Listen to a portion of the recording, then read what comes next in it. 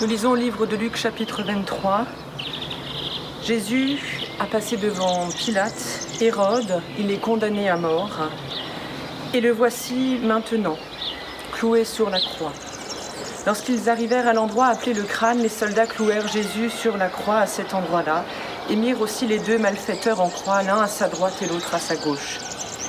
Le peuple se tenait là et regardait. Les chefs juifs se moquaient de lui en disant « Il a sauvé d'autres gens, qu'il se sauve lui-même, s'il est le Messie, celui que Dieu a choisi. » Les soldats aussi se moquèrent de lui. Ils s'approchèrent, lui présentèrent du vinaigre et dirent « Si tu es le roi des Juifs, sauve-toi toi-même. » Au-dessus de lui, il y avait cette inscription « Celui-ci est le roi des Juifs. » Il était environ midi quand le soleil cessa de briller. L'obscurité se fit sur tout le pays et dura jusqu'à 3 heures de l'après-midi. Le rideau suspendu dans le temple se déchira par le milieu. Jésus s'écria d'une voix forte « Père, je remets mon esprit entre tes mains. » Après avoir dit ces mots, il mourut.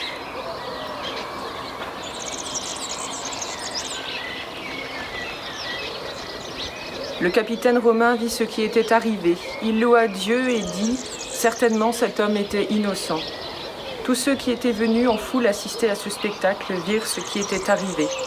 Alors ils s'en retournèrent en se frappant la poitrine de tristesse. Tous les amis de Jésus, ainsi que les femmes qui l'avaient accompagné depuis la Galilée, se tenaient à distance pour regarder ce qui s'était passé. Il y avait là un homme appelé Joseph qui était de la localité juive d'Arimathée. Il alla trouver Pilate et lui demanda le corps de Jésus. Puis il descendit son corps de la croix, l'enveloppa dans un drap de lin et le déposa dans un tombeau qui avait été creusé dans le roc. Un tombeau dans lequel on n'avait jamais mis personne. C'était vendredi et le sabbat allait commencer. Les femmes qui avaient accompagné Jésus depuis la Galilée vinrent avec Joseph et regardèrent le tombeau et virent comment le corps de Jésus y était placé.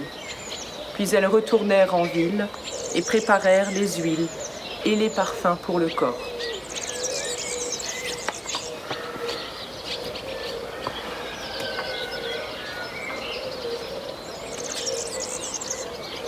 Seigneur, tu m'as toujours donné le pain du lendemain, et bien que pauvre aujourd'hui, je crois.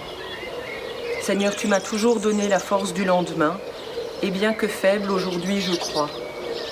Seigneur, tu m'as toujours donné la paix du lendemain, et bien qu'angoissé aujourd'hui, je crois. Seigneur, tu m'as toujours gardé dans l'épreuve, et bien que dans l'épreuve, aujourd'hui, je crois. Seigneur, tu m'as toujours tracé la route du lendemain, et bien qu'elle soit cachée aujourd'hui, je crois. Seigneur, tu as toujours éclairé mes ténèbres, et bien que sans lumière aujourd'hui, je crois.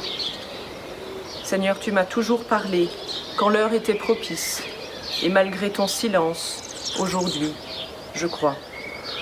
Seigneur, tu as toujours été l'ami fidèle, et malgré ceux qui trahissent, aujourd'hui, je crois.